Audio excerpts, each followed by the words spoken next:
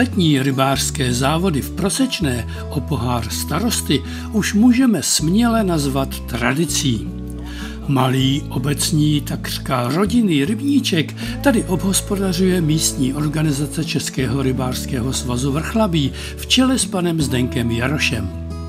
Ten během roku na této malé vodě uspořádá závodů hned několik. Tenhle je určen pro dospělé rybáře, ale další jsou věnovány také dětem. Vzhledem k velikosti nebo spíš maličkosti rybníčku je závod pro maximálně 20 lovců. Nejlepší z nich mohou vyhrát i zajímavé ceny, rovněž s tematikou rybolovu. A jak už to na takovýchto závodech bývá, jednomu berou hodně, druhému méně a třetímu nezabere ani čudla.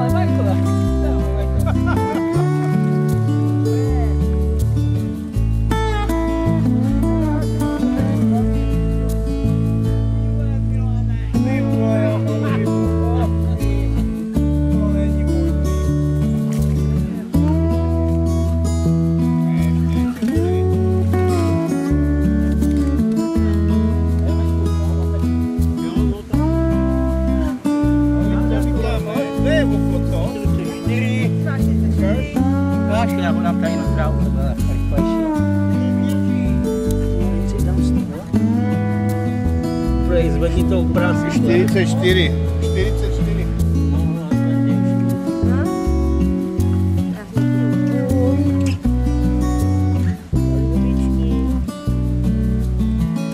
Taky bude mít tolik. 44, taky jo. A to těž na momentu. Ne, nemá to být.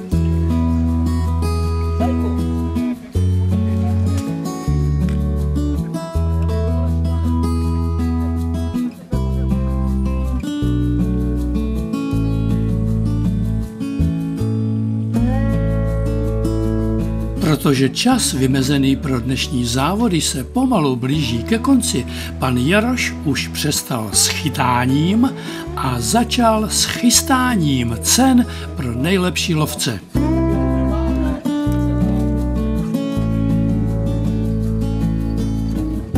A jakmile odbyla 15. hodina, ozvalo se Konec závodu dnešních!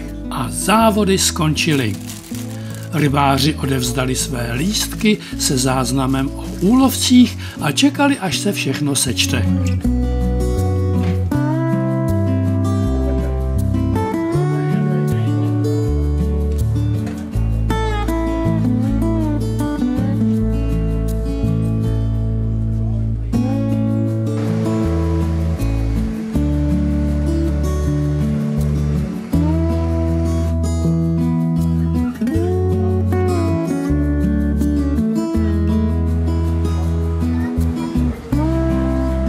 Výsledky poté vyhlásil pan Jaroš a ceny vítězům předala místostarostka obce Prosečné Lucie Vesková. Chtěl bych vám poděkovat za účast na dnešních čtvrtým ročníku o pohár starostí obce Prosečné.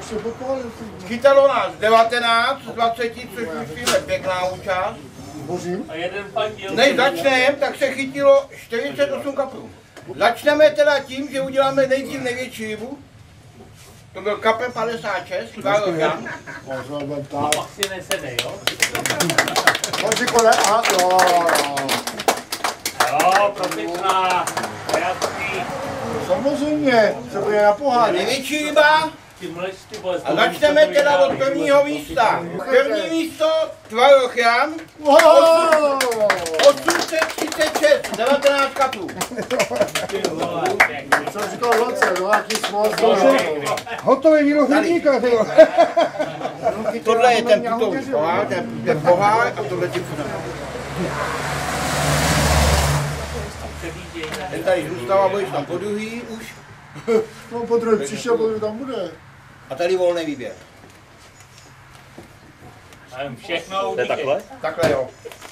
Jo, já jsem na to zvědavý, až jednou přijdeš. Na druhém místě Jaroš Marek, 387.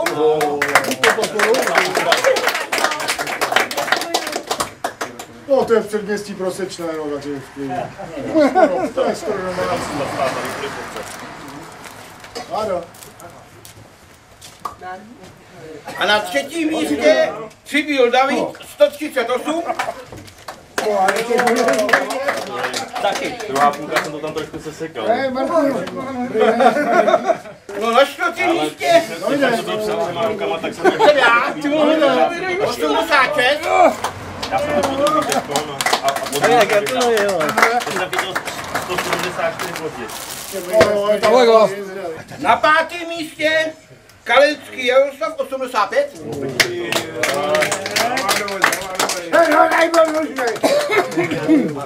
Gratuluju. Nejdřív ne, tady je. Tohle výběr, co se. No. Na šestém místě Erban Jiří, 85. Ale on to měl v kaprech a ty jsi tam měl bílo, takže to je takhle, jo? Taky gratuluju.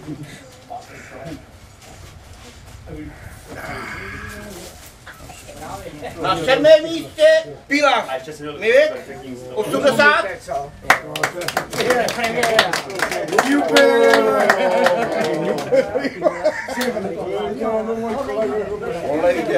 Jak hluchej, kora tomu přišel. Na 8. a 9. mají stejný součet, stejný to mají v kapru a je to Samková a Hnízdil Milan starší. A nevím, jak si to nehýzdil. Ne, ty vole. 4 metry 20 a brhečko má jenom 15 gramů. Našel jsme v čem prát. Jaký gratuluju. Děkuju. Takže v tom budeš mít nějaký čurbes. No a na 10. místě ten největší hloub tady, v zeleným kloboučku, nějaký Erben Ladislav. Ty mi dáš to tričko, ty hade! Kolik dal za ty ryby? Kde jsi koupil? To byste měli tu oficiální takovou část sdělenícem umístění. Kde jsi koupil, ty vole? Kde bych na závěr teda vám poděkoval ještě jednou na účast, dal bych tady ještě jedno slovo zástupce obce, aby nám taky něco k tomu ještě řekli jako Tak já vám moc děkuji za tak hojnou účast. Ještě jednou omlouvám pane starostu z důvodu dovolené, ale je vážený rybář, takže příští ročník určitě 5. už se zúčastní.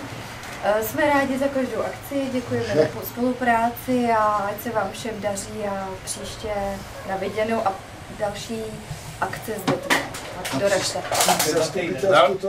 Další akce je, jak jsem říkal, už toho 20. příští sobotu máme ty dětské závody tady. A 17. srpna pak je dětský odpolední pochytání, zase pro děti, nakonec prázdnin. Sláva vítězům, ostatním čest a úctu a všem ve spolek Petrův zdar.